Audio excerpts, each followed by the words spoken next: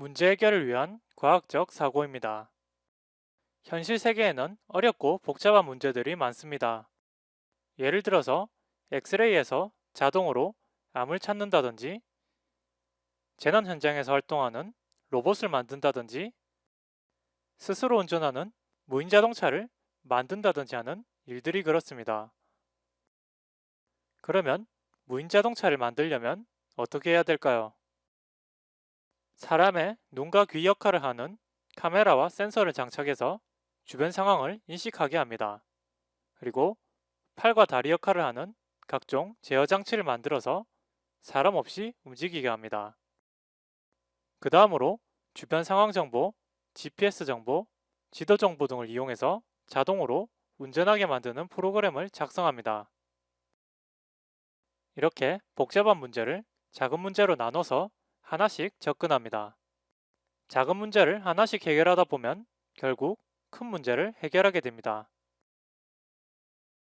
이 책에서는 현실에서 벌어지는 복잡한 문제는 아니지만 프로그래밍을 처음 배운 사람이 도전해 볼 수 있는 작은 문제를 제시합니다.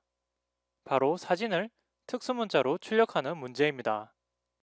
그러면 사진을 특수문자로 출력하려면 어떻게 해야 될까요?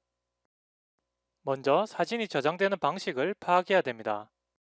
사진이 비트맵, PNG, JPG, GIF 등으로 저장되어 있을 때 포맷을 알아야 됩니다.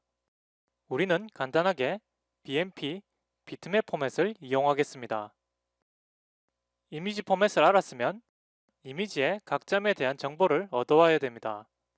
그리고 점은 픽셀이라고 하는데 픽셀의 색상 정보를 이용해서 특수문자로 출력을 합니다. 그러면 지금까지 설명한 작은 문제들을 정리하면 이렇게 됩니다. 이미지 포맷 알아내기, 픽셀의 색상을 얻어오기, 픽셀의 색상에 따라서 특수문자로 출력하기입니다. 이렇게 작은 문제를 해결하다 보면 이미지를 아스키아트로 변환한다는 큰 문제가 해결됩니다. 이처럼 현실 세계의 문제를 분석해서 해결책을 찾는 과학적 사고법을 컴퓨테이셔널 싱킹이라고 합니다.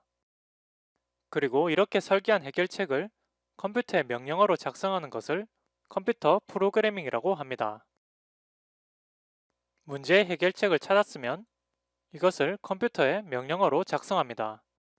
이런 과정을 컴퓨터 프로그래밍이라고 합니다. 컴퓨테이셔널 싱킹은 큰 문제를 작은 문제로 분해하고 문제의 패턴을 발견하고 어떤 데이터를 이용해야 되는지 결정합니다. 그리고 문제를 일반화하고 모델링합니다. 사진을 특수문자로 출력하는 과정은 이렇게 패턴, 데이터, 일반화, 모델링으로 구분할 수 있습니다. 먼저 패턴은 이미지 파일을 읽어서 픽셀의 색상에 따라서 특수문자로 출력합니다. 데이터는 이미지 파일의 픽셀 데이터, 특수문자입니다. 그리고 일반화와 모델링은 이미지 파일 읽기, 이미지 파일 분석입니다.